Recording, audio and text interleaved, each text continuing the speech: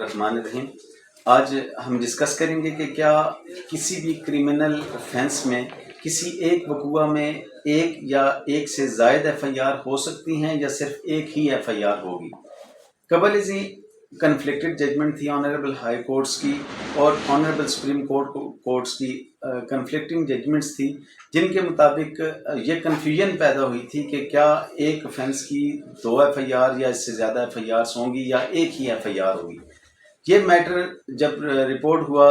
Metre honourable supreme court کے پاس، تو اس میں بیسیکلی اس کا میں تھوڑا سا بیک گراؤنڈ آپ کو بتاتا چلوں، اور اس سے قبل یہ بتاؤں کہ سگرا بی بی کیس جو کہ ایک بہت مشہور کیس ہے، جس میں یہ ڈیولپمنٹ آئی ہے اور جس میں اس بات کو ڈیفائن کیا گیا کہ کسی بھی اوفینس کی ایک ہی ایف آئی آر ہوگی، ایک سے زیادہ ایف آئی آر کسی ایک وقوع کی نہیں ہوں گی۔ البتہ اس میں جتنے بھی ورشن ہوں گے، جتنے بھی اس میں ورشن آئیں گے، وہ 161 کے تحت ریکارڈ ہوں گے، اور ایک سے زائد بے شک 20 ورشن 30 ورشن ہوں، مختلف ورشن جتنے بھی آتے جائیں گے وہ 161 کے تحت ہوں گے، اور اس کے بعد جو تفتیشی افیسر ہوگا وہ اس میں پراپر تفتیش کر کے انویسٹیگیشن کر کے اس میں چلان آنریبل کورٹ میں انڈر سیکشن 173 وہ دائر کرے گا، اور اس کے مطابق پھر آنریبل کورٹس جو ہیں اس کیس کو ڈیسائیڈ کریں گی۔ بیسیکلی ہوا یہ کہ 2010 میں ایک انکاؤنٹر ہوا جو سگرا بی بی تھی، ان کے جوان بیٹے کو کا الیجڈلی انکاؤنٹر میں مرڈر کر دیا گیا۔ اب اس میں مرڈر جب ہوا تو انہوں نے جو فرسٹ ایف آئی آر کروائی، تو فرسٹ ایف آئی آر میں ان کی سیٹسفیکشن کے مطابق وہ ایف آئی آر نہیں ہوئی، اور نامینیٹڈ لوگوں کو اس میں نظر آ رہا تھا، انہیں جیسے کونسلس کی طرف سے بتایا گیا، نظر آ رہا تھا کہ اس میں ان کی کنوکشن کے چانسز کم ہوں گے اور اس میں ان کی بیل ان کو گرانٹ ہو جائے گی۔ اب اس سے بچنے کے لیے جو آلٹرنیٹو ریمیڈی تھی وہ پرائیویٹ کمپلینٹ سگرا بی بی نے فائل کر دی۔ پرائیویٹ کمپلینٹ بھی فائل کی، اور پرائیویٹ کمپلینٹ میں بھی ملزمان کی طلبی ہو گئی، اس میں بھی 16 کے قریب ملزمان کو آنریبل ٹرائل کورٹ نے طلب کر دیا۔ لیکن سگرا بی بی کی سیٹسفیکشن جو تھی وہ یہ تھی کہ آپ کو پتہ ہے کہ استغاثے میں عموماً یہ ہوتا ہے کہ آنریبل کورٹ جب طلب کرتی ہیں ملزمان کو، تو ان کو آرڈر کیا جاتا ہے کہ آپ مچلکہ جات جمع کرائیں اور اس کیس کو پرسیو کریں۔ تو اس کیس میں بھی جب ایسے ہوا تو سگرا بی بی کی خواہش یہ تھی، کیونکہ ان کا جوان بیٹا مرڈر ہوا تھا، تو ان کی خواہش تھی کہ ان کے ملزمان جو ہیں ان کو ایٹ لیسٹ اریسٹ کیا جائے، اور ان کو ایک کنفیوژن تھی، وہ ان کا پوائنٹ آف ویو یہ تھا کہ ایف آئی آر ہی میں ان کے ملزمان کو اریسٹ کیا جاتا ہے، اور کمپلینٹ میں پرائیویٹ کمپلینٹ میں ملزمان کو اریسٹ نہیں کیا جاتا۔ اس خواہش کے مد نظر رکھتے ہوئے انہوں نے پھر یہ اپلیکیشن دے دی، سیکنڈ ایف آئی آر کے لیے اپلیکیشن دے دی، جس میں انہوں نے اپنا پراپر ورشن ریکارڈ کرانے کی کوشش کی۔ تو یہ معاملہ جو تھا یہ ہیومن رائٹس کے تحت آنریبل سپریم کورٹ میں پہنچا۔ تو اس وقت تک یہ کنفیوژن جو تھی کنفلکٹنگ ججمنٹ کی وجہ سے، آنریبل سپریم کورٹ نے اس میں لارجر بینچ تشکیل دیا، اور لارجر بینچ کو اس میں لیڈ کیا ہز لارڈشپ مسٹر جسٹس آصف سعید کھوسہ صاحب نے، اور آصف سعید کھوسہ صاحب نے اس پہ ڈیٹیل آرگومنٹ سننے کے بعد 3 طرح کی ڈسکشن اس پوری ججمنٹ میں کی، اور 3 طرح کی ڈسکشن میں سب سے پہلے جو ہے انہوں نے اولڈ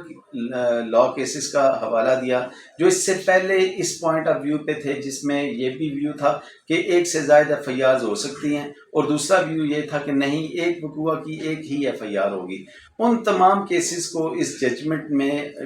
ڈسکس کیا گیا، 1 بائی 1 ڈسکس کیا گیا، اور بڑی تفصیل سے ڈسکس کرنے کے بعد اس میں یہ پوائنٹ آف ویو دیا گیا کہ ایک اوفینس کی ایک وقوع کی ایک ہی ایف آئی آر ہوگی۔ اس میں جو دوسرا اس کا جو اہم ڈسکشن تھی اس کیس میں، وہ اسٹیچوٹری لاز جو تھے، جیسے کہ سی آر پی سی تھا، پولیس آرڈر تھا، ان کو دیکھ کے ان کے ریلیونٹ سیکشنز کو بھی اس میں ڈسکس کیا گیا کہ اس میں 154 سی آر پی سی کیا کہتی ہے اور اس کے بعد کیا کہتی ہے، اور اس میں ڈیفائن 154 میں جو ورڈ یوز کیا گیا اس کو ڈیفائن کیا گیا کہ اس میں بیسیکلی جو ورڈ یوز ہوا ہے وہ فرسٹ انفارمیشن رپورٹ ہے، اور اس میں فرسٹ انفارمیشن رپورٹ جب آتی ہے تو اس کے بعد ایف آئی آر درج ہو جاتی ہے، اور اس ایف آئی آر کو ایک نمبر لگ جاتا ہے، اور وہی نمبر سپریم کورٹ تک وہی نمبر چلتا ہے، اور الٹیمیٹلی ڈیسائیڈ اسی ڈیسیژن اسی پہ ہونا ہوتا ہے۔ تو اس کے بعد جتنے بھی ورشن اس میں آئیں گے وہ اسی نمبر کی ایف آئی آر میں جو 161 کی سٹیٹمنٹ ہوگی وہ تمام کے تمام ورشن اس پہ آئیں گے، اور جو تفتیشی آفیسر ہوگی اس کی وہ ڈیوٹی باؤنڈ ہوگا کہ ہر ایک ورشن کو انویسٹیگیٹ کرے، اور اس میں انویسٹیگیشن مکمل کرنے کے بعد اپنی رپورٹ 173 کی صورت میں، چلان کی صورت میں آنریبل ٹرائل کورٹ میں جمع کرائے، اور اس کے بعد آنریبل ٹرائل کورٹ کی یہ ڈیوٹی ہوگی کہ وہ شہادتوں کو ریکارڈ کرنے کے بعد اسی ایف آئی آر پہ سارا میٹر ڈیسائیڈ کرے۔ اس کی تھرڈ جو ڈسکشن جو اس میں ہوئی، جو بہت اہم پہلو تھا، وہ اس میں کرایا گیا کہ اریسٹ اور ایف آئی آر میں کیا فرق ہے، یعنی کہ کیا جو بھی ایف آئی آر ہوگی تو اس میں اریسٹ کے آرڈر فوری طور پہ جاری کر دیے جائیں گے یا لازماً ہوگا؟ تو اس میں آنریبل سپریم کورٹ نے بڑا ڈیٹیل ڈسکس